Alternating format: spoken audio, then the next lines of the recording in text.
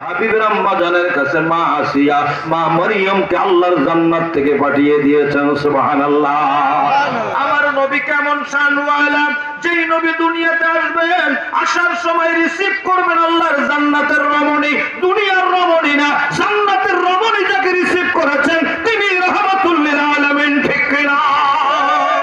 ওই মায়ার নবী কেমন নবী আমরা বুঝলাম না, কিন্তু আমাদের দেশের কবি কাজী নজরুল কত সুন্দর করে লিখছে, মোহাম্মদ মোর সাল্লাল্লাহু আলাইহি সাল্লাম নয়ন মনি, মোহাম্মদ মোর নয়ন মনি, মোহাম্মদ নাম জপমালা, ওই নামে মিটাই পিপাসা, ওই নামে মিটাই পিপাসা, ওই নাম কাউসারের পেয়ালা।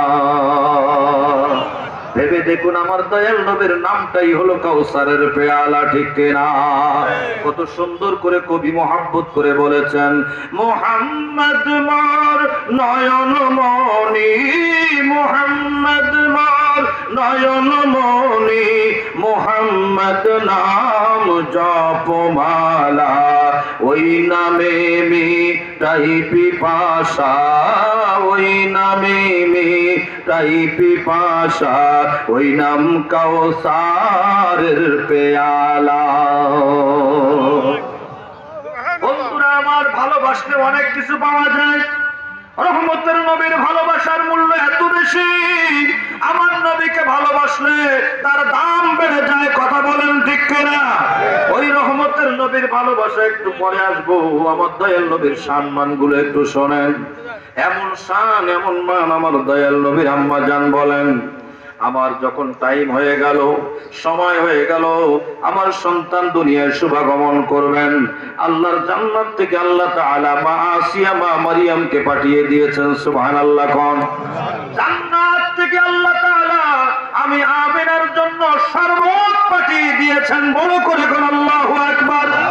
আমার ওয়াজ না, মা আমিনা ওয়াজ করেছেন দয়াল নবীর শানে, নিজের সন্তান রাহমাতুল লিল আলামিনের শানে নিজে নসিহত করে জগৎবাসীকে দেখিয়ে দিয়েছেন, ও জগৎবাসী দেখো দেখো দেখো, আমার সন্তান দুনিয়ায় শুভাগমন করতেছে।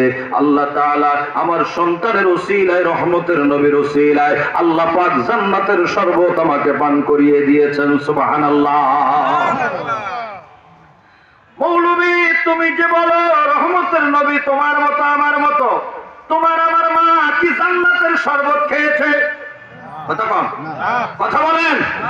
জান্নাতের শরবত খেয়েছে মা আমিনা বলেন, আমার সন্তানের উসিলায় আল্লাহ তাআলা আমার চোখের জ্যোতি কত বাড়াইয়া দিল, আমার চোখের জ্যোতি এত পরিমাণ বাড়িয়ে দিয়েছেন, আমি আমিনা মক্কা শরীফের ঘরে বসে আল্লাহর পুরো দুনিয়াটা দেখতে পাচ্ছি। জোরে কোন আল্লাহু আকবার।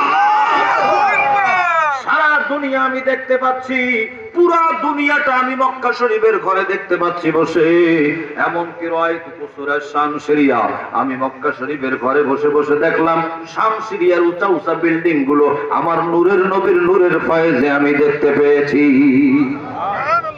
মা আমিনা বলেন, আমি দেখতে পাচ্ছি, খুব খেয়াল করে দেখবেন, নাভির ডান বাম পাশ থেকে 2 আঙ্গুল নিচ থেকে হাই অপারেশনের মাধ্যমে রহমতের নবী দুনিয়াতে এসেছেন। আমাদের বাংলাদেশের কপাল পোড়া একজন মুফাসসির, উনি ওয়াজ করে গেলেন, আমার দয়াল নবী আমাদের মতো মায়ের স্থান থেকে দুনিয়াতে এসেছেন। না না না না না না, আল্লাহ তাআলা স্পেশাল ভাবে আমার নূরের নবীকে আলাদা করে একবারে বাম নাভির বাম পাশের 2 আঙ্গুল নিচ থেকে দুনিয়ার শুভাগমন করিয়েছেন। বড় করে বলেন ইয়া রাসূলুল্লাহ। আমিনা বলেন, নূরটা যখন আসলো, যখন আমার থেকে দুনিয়ায় শুভাগমন করলো, ওই মুহূর্তে আমি আমিনা দেখতে পেলাম আল্লাহ পাকের ফেরেশতারা আসমান থেকে জমিনে নামতেছে। কোন নবী? আমার নবী।